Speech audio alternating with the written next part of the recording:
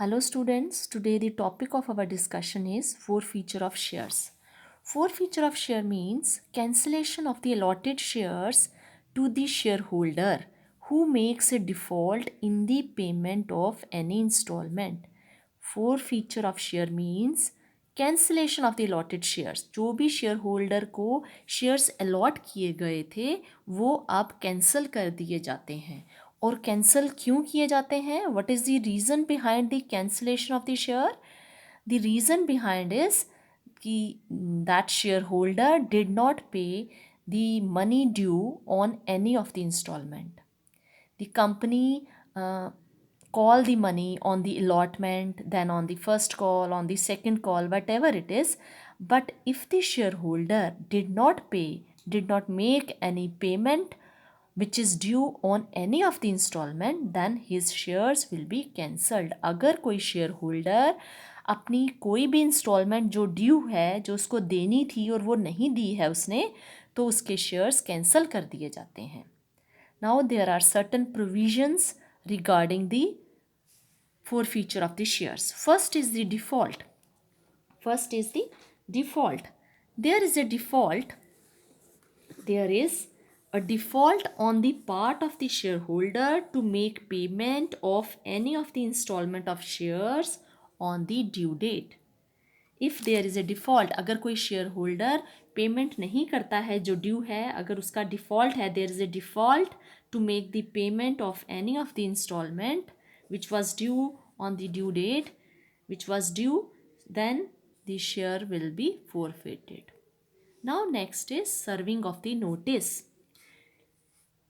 A 14 days notice is served to the shareholder to pay the call money and interest thereon within a specified period of time.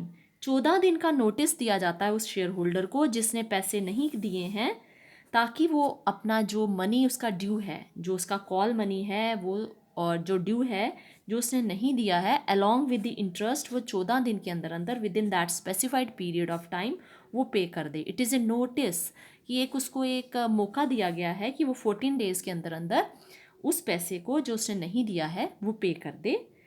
The contents of the notice states that, notice में क्या लिखा रहता है कि in the event of the non payment up to the specified date the shares will be liable to be forfeited. The shares will liable to be forfeited, कि उसमें लिखा रहता है कि अगर वो फिर भी पेमेंट नहीं करता है 14 दिन के अंदर अंदर तो उसके शेयर्स फोरफीट कर दिए जाएंगे. Then resolution of the board for the forfeiture. In case of the non-compliance of any requirement of a notice, a resolution is passed by the board of directors for the forfeiture. अगर वो तब भी payment नहीं करता, 14 days के अंदर अंदर वो पेमेंट फिर भी नहीं करता है, तो उसके शेयर्स फोरफीट कर दिए जाएंगे. A resolution is passed by the board of directors, resolution pass करेंगे और उसके शेयर्स को फोरफीट कर दिया जाएगा. Now next is the what will be the effect of the forfeiture. अगर फोरफीचर हो जाएगा, उसके शेयर्स कैंसिल हो जाएंगे, तो क्या इफेक्ट होगा? फर्स्ट इफेक्ट होगा his membership will be terminated, his name will be removed from the list of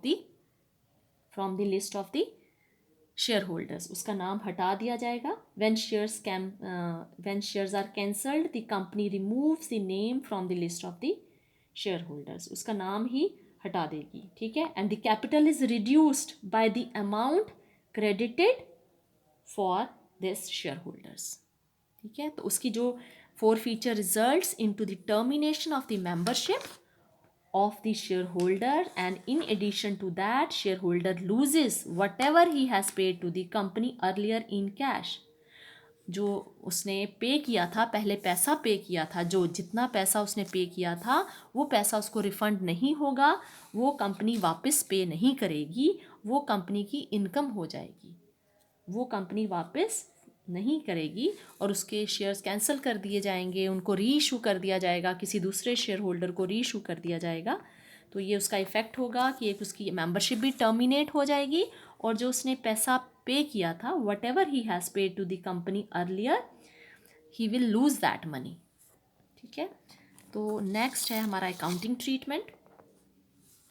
accounting treatment forfeiture of the shares when the shares are issued at par. At par means at the face value. अगर 10 rupees का share है तो 10 पे ही issue हुआ है, अगर 100 का है तो 100 पे ही इशू हुआ है. तो when the shares are issued at par, what will be the accounting treatment of the forfeiture? forfeiture of the shares अगर होते हैं और वो शेयर्स पार पे ही इशू किए गए थे तो हमारी एक जर्नल एंट्री हम पास करेंगे. जर्नल एंट्री होगी शेयर कैपिटल अकाउंट डेबिट. पहले हम शेयर कैपिटल को क्रेडिट किया जाता है, लेकिन फीचर में शेयर कैपिटल को हम डेबिट करेंगे. शेयर कैपिटल को हम डेबिट करेंगे. पहले शेयर कैपिटल को क्रेडिट किया जाता था, अब हम शेयर कैपिटल को डेबिट करेंगे. Share capital is debited with whatever company has credited the capital for the share holder. Now it will be debited. अब वो डेबिट होगा. ठीक है. और to unpaid calls account means जितना उसने पैसा नहीं दिया है, जो कॉल्स इन एरियर्स हैं, जितना पैसा उसने नहीं दिया है, जो कॉल्स इन एरियर हैं वो यहाँ पर आएंगे. To share forfeited account means कि the money received from the share holder that will not be returned, it will be become the income for the company. तो वो जितना उसने पैसा दिया है वो यहाँ पे आएगा, जितना नहीं दिया है वो यहाँ पर आएगा. और शेयर कैपिटल में जितना कॉल किया गया है उतना आएगा. लो let us take the example. For example अगर कंपनी ने सपोज कीजिए 100 शेयर्स हैं शेयर होल्डर के पास जो उसने नहीं पे किए हैं. ठीक है. और एप्लीकेशन मनी है ₹2. ये 100 शेयर्स हैं जो फोरफीट करने हैं हमने. ठीक है. और application money let it be 2 और 3 रुपये है हमारी allotment, ₹2, ₹3 on allotment and ₹5 on call. ठीक है. उसने एप्लीकेशन भी दी है, अलॉटमेंट भी दी है. ठीक है. और उसने ये नहीं दिया, कॉल नहीं दी, पे की है. ठीक है. उसने ₹5 पे किए हैं, ₹5 उसने नहीं पे किए हैं. तो जो नहीं पे किए हैं वो 100 शेयर्स पे 5 उसने नहीं पे किया है और 100 इंटू 5 उसने पे किया है. ठीक है. और शेयर कितने का है? 100 इंटू दिस 10.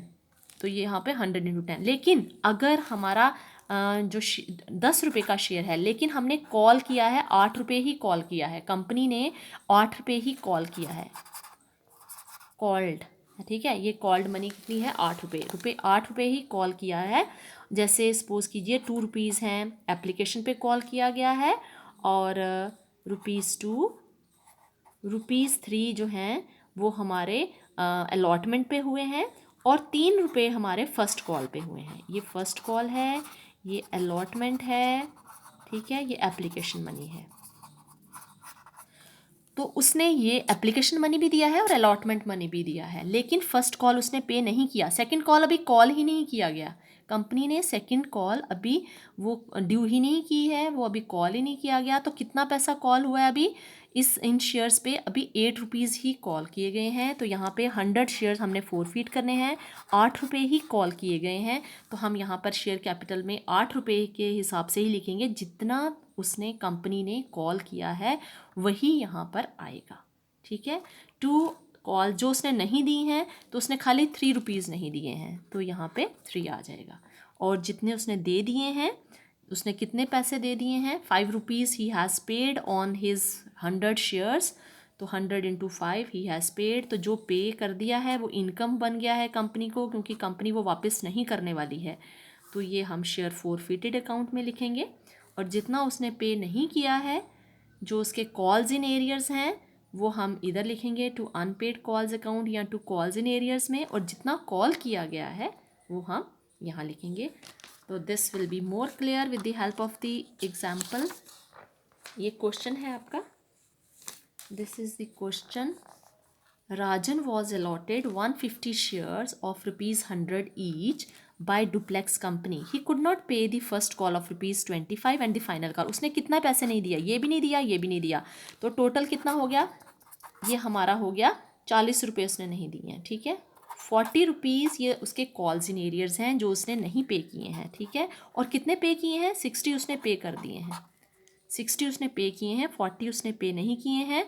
और सारा का सारा कॉल किया गया, ₹100 कॉल किए गए हैं. He could not pay the first call, final call, और उसके शेयर्स फोरफीट कर दिए गए हैं. तो शेयर कैपिटल अकाउंट में कितना आएगा? शेयर्स 150 आपने फोरफीट करे हैं, ठीक है। कंपनी 150 शेयर्स फोरफीट करी है, 150, और शेयर है हमारा 100 रुपीज़ का, और full total money is fully called up. जो 100 रुपीज़ हैं ये सारे के सारे कंपनी ने कॉल कर दिया है, तो 150 इंटू 100, तो ये हमारा आ जाएगा 15,000। हम डेबिट करेंगे, शेयर कैपिटल अकाउंट डेबिट 15,000। पूरा फॉर्मेट में आपने एंट्रीज लिखनी है। नाउ टू शेयर फोरफीटेड अकाउंट में हमारा आता है जो उसने पैसा पे किया है, and he has paid the 60, he has paid ₹60 on his shares. तो 150 शेयर्स हैं उसके, और उसने 60 रुपीज़ पे किया है, 60 रुपीज़ पे किया है, तो that means he has paid 9,000 हमारा आ जाएगा शेयर फोरफीटेड अकाउंट में, कि जो उसने पैसा पे किया है 60 रुपीज़ उसने पे कर दिए हैं। 100 रुपये का शेयर है और उसने ये 2 कॉल्स पे नहीं की हैं, दैट मीन्स 40 रुपीज़ टोटल। अगर हम इसको करते हैं तो 40 रुपीज़ उसने पे नहीं किए हैं, तो 100 में से 40 रुपीज़ उसने पे नहीं किए हैं, that means 60 rupees has been already been paid on these shares. तो 150 इंटू 60 ये उसने पे किया है, और कॉल्स इन एरियर में कितना उसने नहीं पे किया है, तो दैट मीन्स ये हमारा आ जाएगा 6,000 उसने पे नहीं किया है। Being forfeiture of 150 shares for non payment of the first and the second call. तो इस तरह से क्वेश्चन को करना है। Hope you got all.